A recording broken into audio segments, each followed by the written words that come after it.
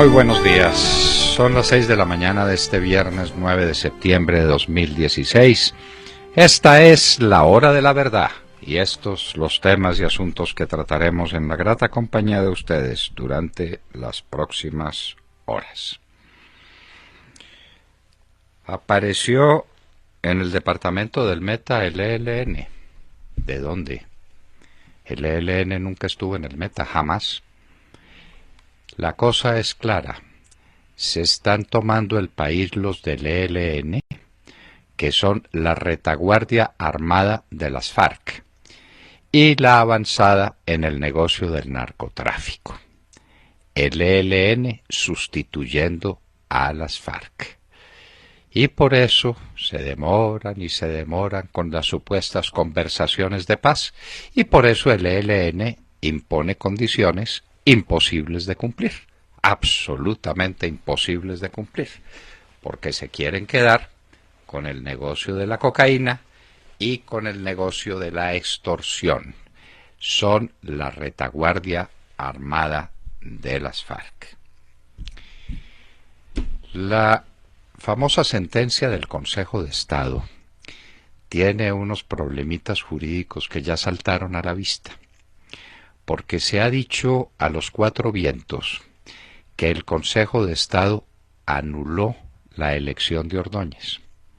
Y eso no es verdad. Lo que anuló fue la postulación que hizo la Corte Suprema de Justicia del nombre de Alejandro Ordóñez Maldonado a la Procuraduría General de la Nación.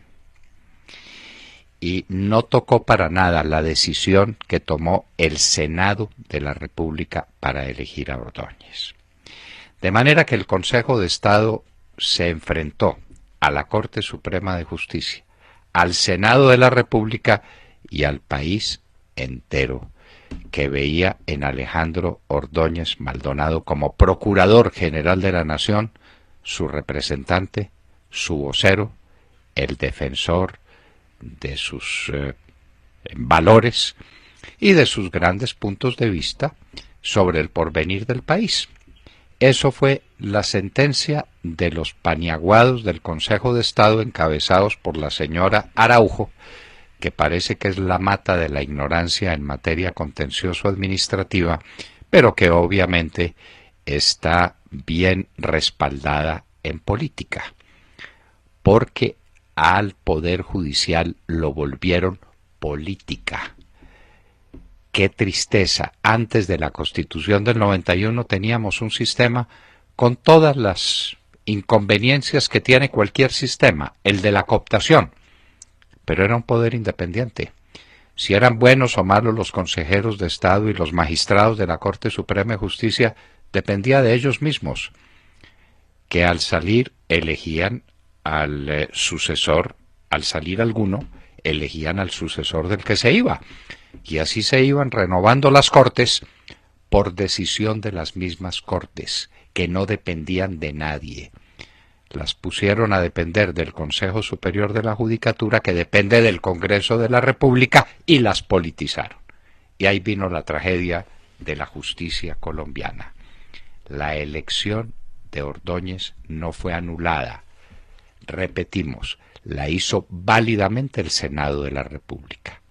Lo que se anuló fue la postulación de la Corte Suprema de Justicia. La decisión del Consejo de Estado es una decisión contra la Corte que, como hay gente con carácter todavía, como la señora Presidente de la Corte Suprema de Justicia, se vino violentamente contra el Consejo de Estado a decirle que la Corte no infringió la ley, porque esto no es una anulación contra Ordóñez, sino contra la Corte Suprema de Justicia que lo postuló. Eso sí es un choque de trenes, solo que el de la Corte es un tren de verdad, y en el Consejo de Estado no hay sino vagones de paniaguados del presidente Juan Manuel Santos. Ahora el Consejo de Estado prohíbe el Te Deum del 20 de julio, con el argumento de que es que como aquí estamos en un estado laico y no confesional, el Te Deum es una confesión de fe católica. Pues resulta que este es un país que ha sido mayoritariamente católico y el Te Deum es una celebración que consiste en darle gracias a Dios por habernos hecho un país libre e independiente. Y en ese Te Deum caben todas las manifestaciones religiosas.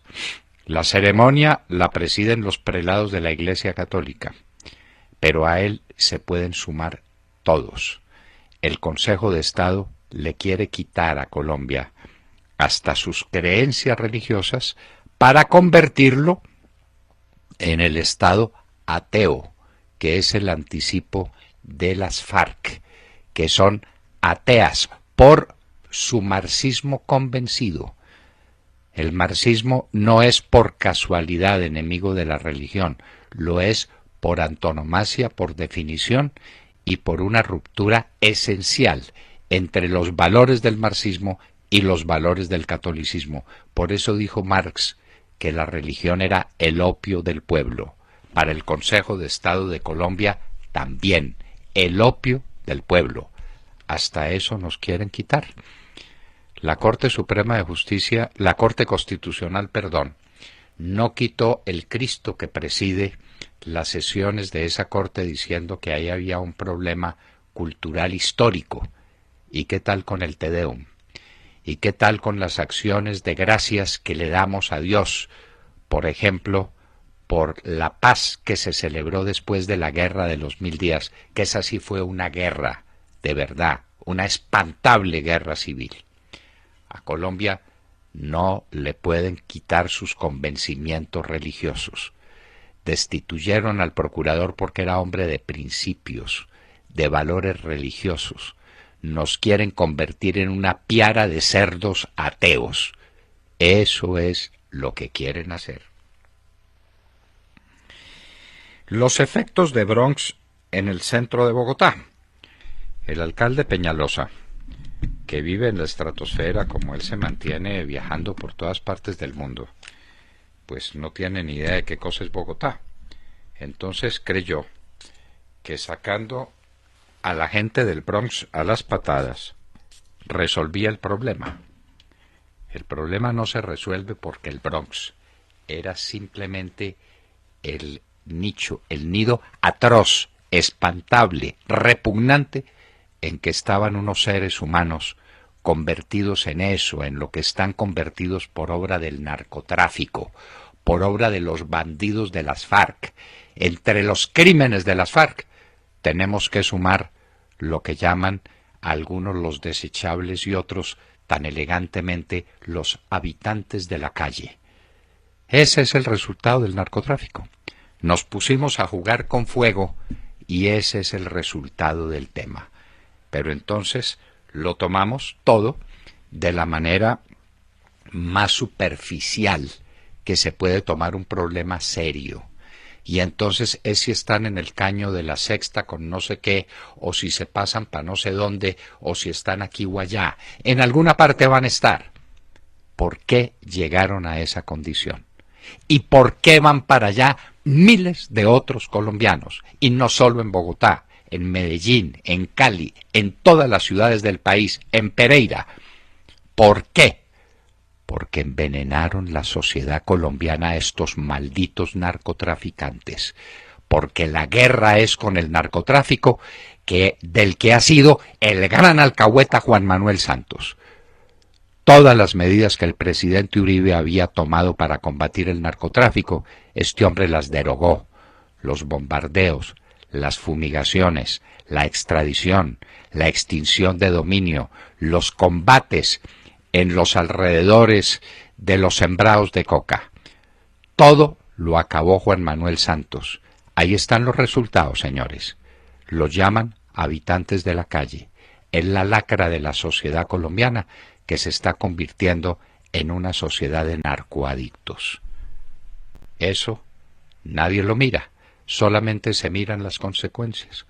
Unos pobres desgraciados, unos pobres infelices, víctimas de este flagelo atroz que tiene una causa obvia, la alcahuetería con el narcotráfico. Venezuela protesta contra Maduro. Y aquí también hay una mirada completamente superficial al tema. Porque esto no es contra Maduro. Maduro es un pobre infeliz. Es un patán que era chofer de camión, para desgracia de los choferes de camión, que son gente seria y gente buena y gente respetable. Pero Maduro fue el peor de ellos porque lo adiestraron en Cuba para ser sindicalista comunista. Y ahí lo dañaron como camionero. Y lo convirtieron en presidente. La cosa es mucho más grave, la cosa es mucho más seria. Maduro en manos de un régimen sensato hubiera sido una cosa medio folclórica, nada más.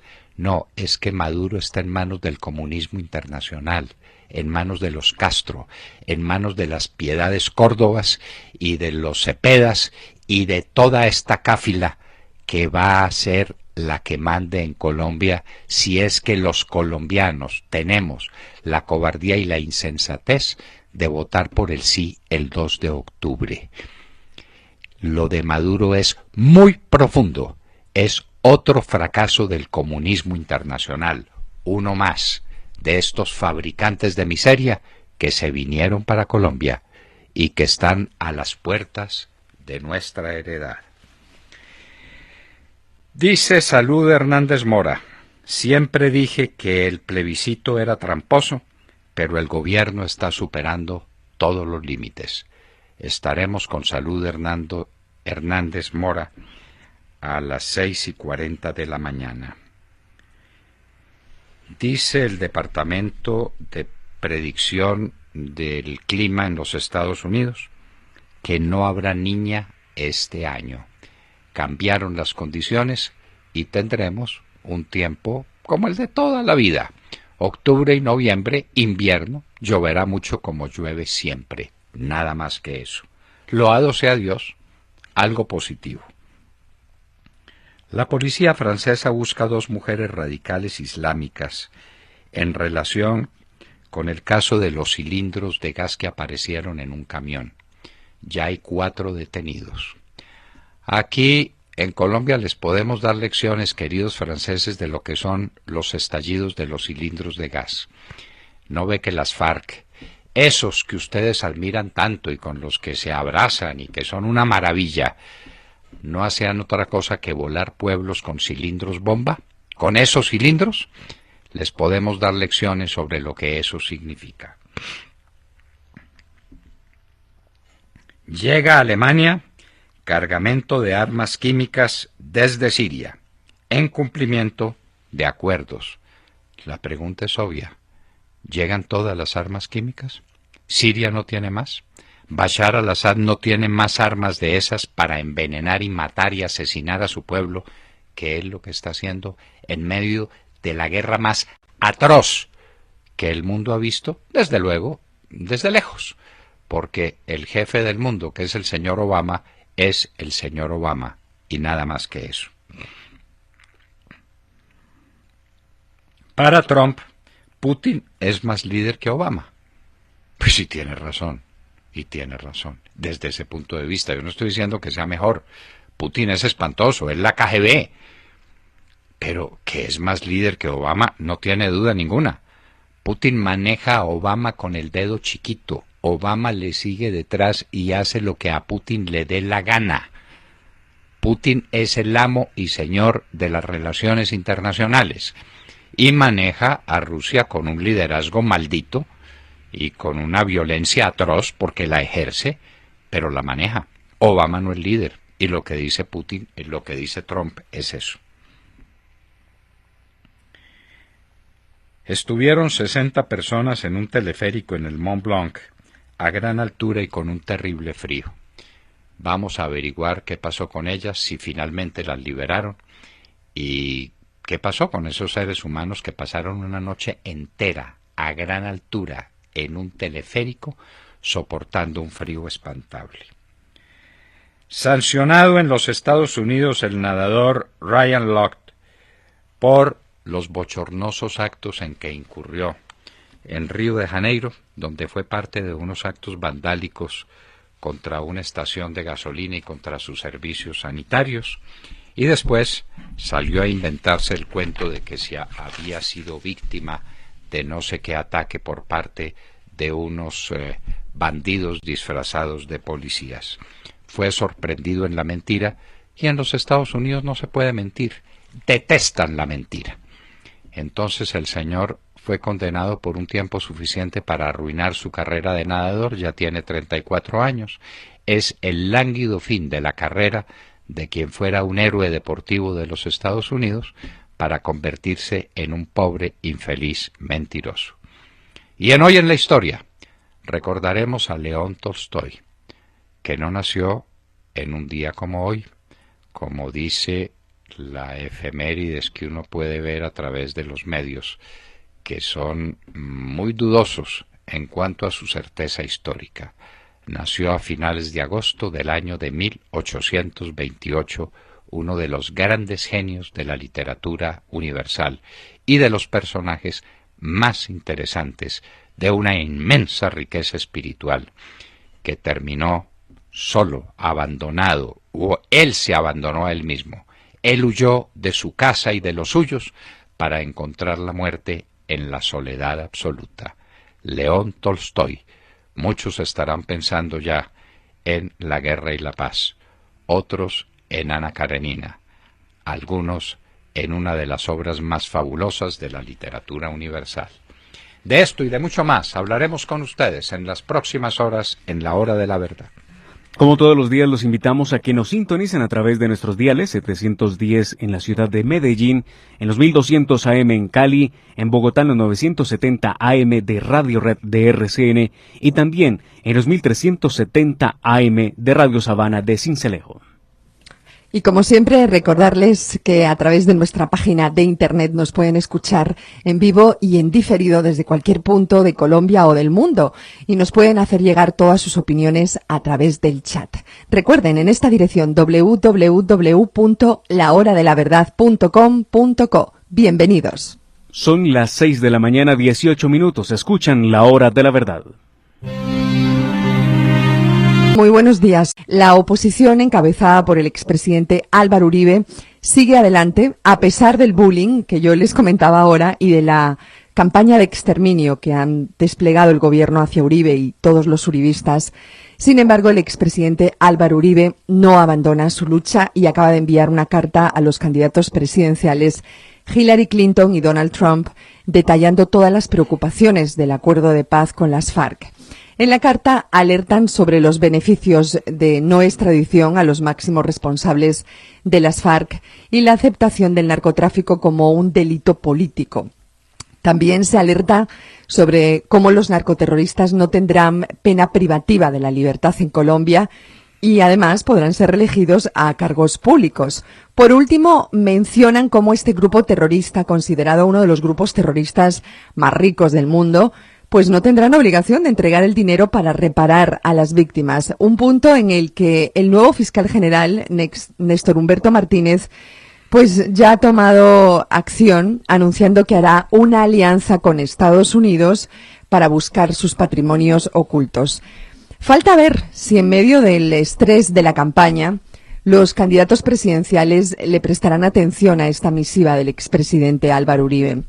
Como adelanto, nos basta con recordar las palabras de Shannon, el consejero de Estado del Departamento de Estado de Estados Unidos, que a una pregunta de un periodista de NTN 24 sobre la no extradición de los cabecillas de las FARC, reaccionó primero con incredulidad, diciendo pues que no entendía la pregunta, y rematando el tema recordando que esa no es una decisión de competencia suya, sino de la justicia de Estados Unidos, y que no tiene ni idea de semejante decisión. En definitiva, sigue la aplanadora de una paz que se lleva por delante las instituciones y el sistema democrático. Pregunto, ¿tendrá alguna consecuencia esta misiva del expresidente Álvaro Uribe o pasará desapercibida en medio de la carrera electoral que se vive en Estados Unidos? ¿Ustedes qué creen? Es muy posible que sea lo segundo, Montserrat, pero las constancias históricas hay que dejarlas. Hay que dejarlas, estoy de acuerdo. Cueste lo que cueste, cueste lo que cueste. ¿Cuántos fueron los que pronosticaron los más duros horrores del nazismo? Les callaron la boca. y les dijeron que si volvían a hablar los mataban porque la raza aria y el destino de Alemania y el futuro de Alemania. Quedaron esas constancias históricas, quedaron para siempre, taladrando en la conciencia de los alemanes. ¿Cuántos fueron los que se opusieron a Mussolini? Los callaron, y los callaron con amenazas terribles. Los fachos eran pavorosos. Ahí quedaron las constancias, para siempre. ¿Cuántos fueron los que vaticinaron la guerra civil española? José Ortega y Gasset, por ejemplo, diciendo, por Dios, España está invertebrada, recuperemos el orden de las cosas, dejemos esta retórica brutal que nos va a conducir a un desastre pavoroso. Estalló la guerra civil española, ahí quedan las palabras de José Ortega y Gasset, lo previó, lo dijo, lo advirtió. Hay que dejar constancias históricas, así lo muelan a uno a palos, Montserrat, pero hay que decir la verdad. Bueno, entonces ahí tenemos pues estos grandes esfuerzos que hace el presidente Uribe para ser escuchado en medio de esta vocinglería por la paz, de esta gritería, de este uso abusivo de todo el poder del Estado. Es que yo creo que eso es lo que pretenden, ¿no? Aturdir. Con claro, palabras y palabras que no, sin contenido, ¿no? Porque al final lo que uno ve es una serie de descalificaciones, pero no hay una explicación profunda de los acuerdos, ¿no? Claro. Y entonces así lo manejan todo, como las encuestas. Hay una encuesta ahora de Napoleón Franco que le da al sí 72% y al no 28%. Lo que no explican es que esa es una pregunta que se le hace solo a los que dicen que van a votar. Los que dicen que no van a votar o que tienen dudas, a esos no les preguntan. Entonces la verdad hay que ponerla en su sitio, Todo es manipulación, todo es violencia, lo que va a pagar el país, lo que le va a costar. Les recomiendo un artículo de un grande de Colombia. Lea El tiempo a Plinio Apuleyo Mendoza, haciendo las advertencias. Así empezó Venezuela, donde terminó. Así empezó la Cuba, jugando contra Batista, pero jugando con fuego, porque montó algo peor que lo de Batista. Así empezaron todas las tragedias, y la gente se plegó a ellas, lo que pasó después. William Calderón. Doctor Londoño, buenos días Colombia, gracias por invitarnos a sus hogares y a sus vehículos. Hoy es viernes, 9 de septiembre del año 16, son las 6:30 de la mañana. No se está anulando la elección, sino la postulación. El Conejo de Estado, a la manera de Poncio Pilatos, descalifica de tajo al Senado de la República y a la Corte Suprema de Justicia. El fallo del Consejo de Estado, que tumbó la elección del procurador Alejandro Ordóñez, desembocó ayer en una fuerte réplica de la Suprema Corte en defensa de la postulación que hizo del valiente funcionario. La presidenta de la Corte, la magistrada Margarita Cabello Blanco, defendió la escogencia de Ordóñez, argumentando que siguieron las reglas fijadas por el Conejo de Estado, el mismo que hoy lo sacó. El que prohibió también, doctor Londoño, como usted nos lo recordó ahora, el Te Deum del 20 de julio, ante el silencio cómplice de la Iglesia Católica. Por otro lado... Como alcalde de Bogotá. Sí. Por otro lado, Ernesto Samper, el secretario de UNASUR, aliado del castrochavismo, salió en defensa de la institucionalidad jurídica por más de 8.000 razones. Y de la mano del presidente bolivariano, el comandante Santiago, quien exhortó a los togados a salir del procurador, convertido en piedra en el zapato de su administración. El presidente de las FARC, el sátrapa, cometió ayer otra declaración, cuando repitió en sonidos guturales: la justicia cojea pero llega, y ya llegó. Doctor Londoño, ¿cuándo dejarán de cojear con Luis Alfredo Ramos? ¿Y de su caso qué? ¿Por qué no se habla?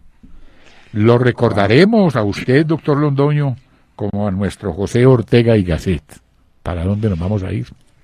¿Para dónde vamos? ¿Para dónde vamos? Al procurador Ordóñez lo tenían que defenestrar. Ese es un término que tiene unos recuerdos históricos muy importantes. La defenestración, a la gente que la tiran por la ventana literalmente. ¿Por qué? Porque estorba. Porque estorba. Napoleón también echó por la ventana. En el golpe de estado de Brumario también echó por la ventana a los que se le oponían en el Consejo de los 500 y en el Consejo de los Ancianos a su dictadura. Los echó por la ventana, impuso su ley, vino el consulado único, imperio, y una guerra que le costó millones de muertos a Europa entera. Sin duda uno de los más grandes hombres que tuvo la historia, uno de los más grandes genios, uno de los más costosos genios que ha pisado la humanidad.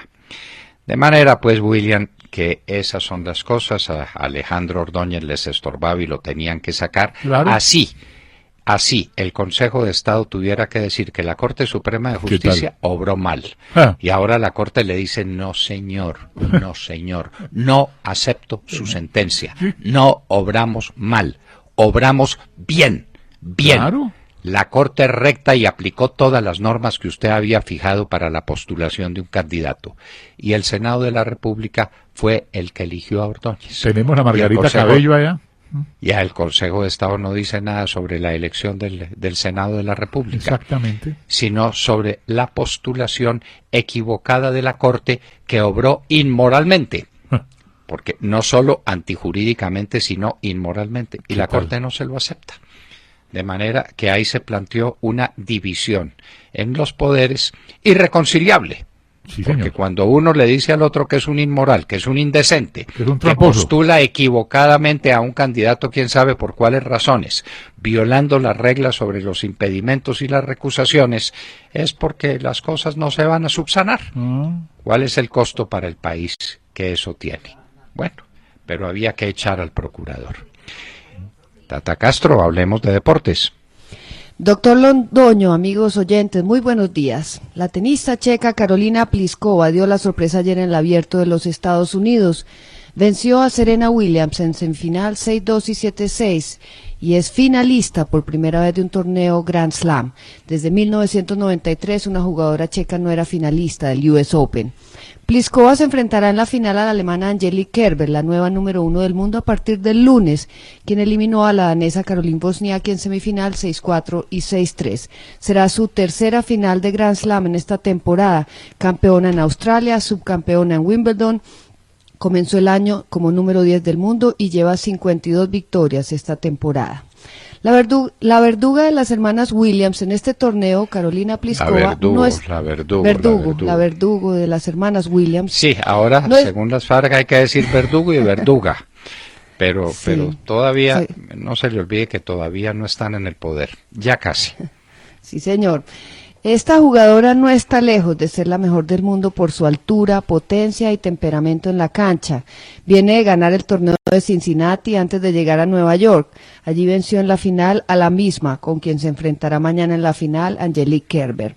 Otro año más que Serena no consigue ser finalista en el torneo más grande de su casa. Salió muy molesta con la derrota, además que entregó 309 semanas como número 1 del mundo, 186 de ellas consecutivas. Hoy se juegan las semifinales en la rama masculina, no antes de las 2 de la tarde, hora de Colombia. Comienza Novak Djokovic, el serbio número 1 del mundo, frente a Gael Monfils, el francés, y Wawrinka, el suizo, frente a Kei Nishikori, el japonés. El último de los torneos grandes llega a su final este fin de semana, mañana la final femenina y el domingo la masculina. Y sobre la Vuelta a España, que también llega a su final el domingo, hoy se corre la contrarreloj individual. La 19ª etapa, única contrarreloj individual de la carrera. Nairo y Froome se juegan el título. Serán 37 kilómetros sin mayores dificultades, etapa llana y muy técnica. El colombiano Nairo Quintana llega a ella con la cómoda ventaja de 3.37 sobre el segundo clasificado, el británico Chris Froome, 3.57 sobre el tercero, su compatriota Esteban Chávez, y 4.02 sobre Contador, que es cuarto. La salida prevista del último corredor, que es el líder de la general, el colombiano Nairo Quintana, será a las 9:56 de la mañana, hora de Colombia. Froome lo hará a las 9:54. Parece que la jornada de hoy será más decisiva que la de mañana, doctor Londoño. ¿Qué cree usted? A mí no me cabe duda de que hoy se resuelve el tema de la Vuelta a España. Y en materia de tenis, pues cuando yo le diga gato blanco no le busque pelo negro, es una broma, sí, por supuesto, pero le dije que esta niña checa era una sensación. La vi jugar contra Venus Williams y dije, ay Dios mío, si va a jugar así contra Serena, que se tenga fina Serena. Sí, y le quiero contar, jugó mejor contra Venus. Jugó mejor contra Venus de lo que jugó ayer. Ayer, por el susto del escenario y por la presión enorme del público en su contra. Que no se le olvide que era un estadio. ¿Cuánta gente le cabe a ese estadio? Todo no sé, en contra de ella. Todo a favor de Serena. Sí, y soportó y superó esa presión. Bueno, así es el deporte, vive el deporte. Esperamos celebrar hoy el triunfo de Nairo Quintana, el triunfo anticipado de Nairo Quintana en la Vuelta a España. Y señores, por orden del gobierno que confisca los estadios, los espacios publicitarios, confisca los derechos de las cadenas radiales, vamos a sacar al aire lo que llaman una cuña pedagógica, que no es otra cosa que una falsedad, nosotros la llamamos falsedad sustantiva. En lugar de la falsedad formal, esta es una falsedad de fondo. En el contenido, la sacamos por orden del gobierno nacional. Adelante, producción. Esto es lo que dice el Acuerdo de Paz sobre el Campo. El gobierno invertirá en nuestras vías, escuelas y hospitales. Se creará un fondo de tierras con baldíos, donaciones y las que fueron compradas ilegalmente, para que los campesinos sin tierra tengan la oportunidad de tenerla, sin quitarle la suya a nadie. Y se formalizará la propiedad de quienes sí tienen parcelas, pero no escrituras. Así, los que se fueron del campo podrán volver a trabajar su tierra. Conoce el acuerdo final en www.acuerdodepaz.gov.co. Si usted estudia ese acuerdo, va a llegar a la conclusión de que los 3 millones de hectáreas se van a conformar quitándole la propiedad privada a la gente que la tiene. No hay 3 millones de hectáreas en extinción de dominio. Si la hubiera, ya le hubieran quitado la tierra a los que la detentan indebidamente. No hay 3 millones de hectáreas, ni hay 7 millones de hectáreas que estén pendientes de formalizar. Son 10 millones de hectáreas para quitárselos a los propietarios de la tierra en Colombia, para robarles la tierra y para crear una reforma agraria, estilo de Venezuela y estilo de la de Cuba. Si usted quiere saber los resultados, se los damos. Hambre, hambre. A través de esa reforma agraria violenta, brutal, contra la propiedad privada en Colombia, de 3 millones de hectáreas por un lado y 7 millones de hectáreas por el otro, mire lo que ha pasado en los países donde una cosa parecida se ha hecho. Nos van a traer el hambre a través de esta propaganda de una supuesta paz.